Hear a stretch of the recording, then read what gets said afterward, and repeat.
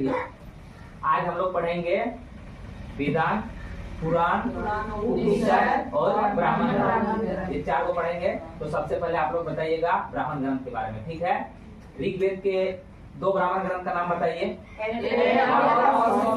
ऐत्रेय और कौशिकी, ठीक है। तो आपको बताना है ऐत्रेय ब्राह्मण ग्रंथ से क्या प्रमाण मिला है?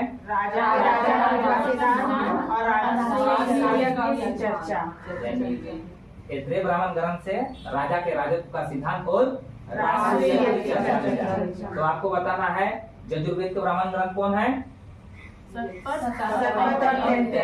इसमें क्या प्रमाण मिला है?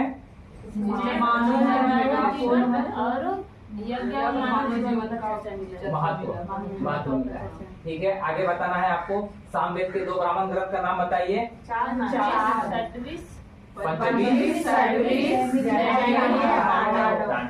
तो जो क्वेश्चन पूछा जाता है अक्सर वो दो से पूछा जाता है, पंचदश और षड्विश। तो क्वेश्चन कहता है कि सरस्वती नदी का लुप्त हो जाना और पुनः प्रकट होना किस ब्राह्मण ग्रंथ से है?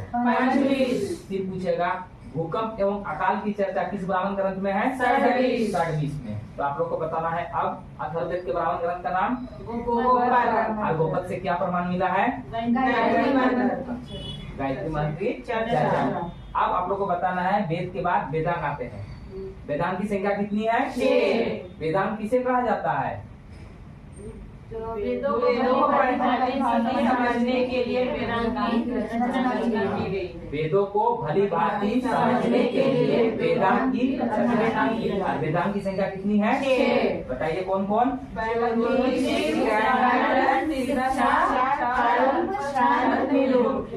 ज्योतिषी, ठीक है, यानी 6 है। सब बता दिए। आगे चलते हैं, ठीक है। बताना है पुराण की संख्या कितनी है? 18 है। तो बताना है पुराण के रचयिता कौन है?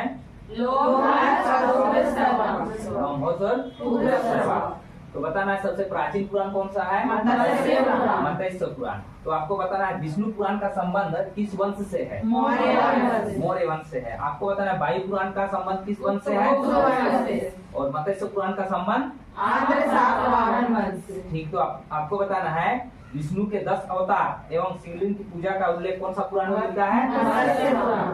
तो आपको बताना है सामाजिक और सांस्कृतिक दोनों का विवरण किस पुराण में मिलता है? अग्नि पुराण में मिलता है, ठीक है। आगे चलते हैं।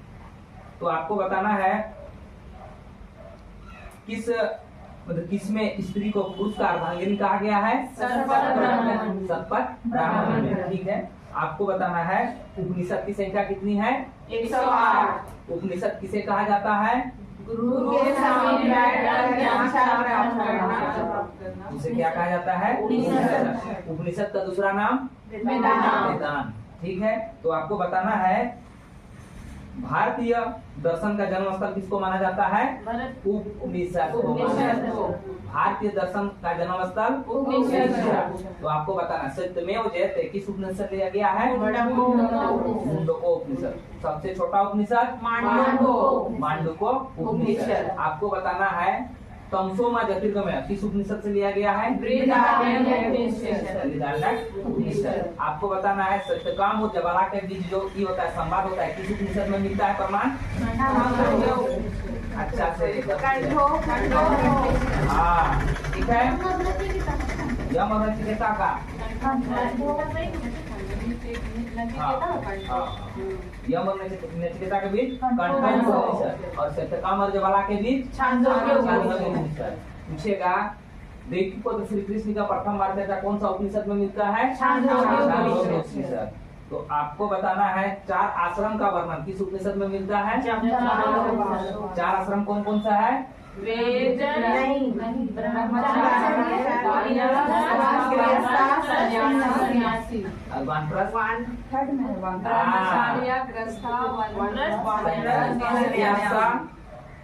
गृहस्था, ब्रह्मचारी, गृहस्था और ठीक है। चलिए आगे चलते हैं। जो होता है मुंडको उपनिषद किस वेद का उपनिषद है? अथर्ववेद का है। तो हम लोग आज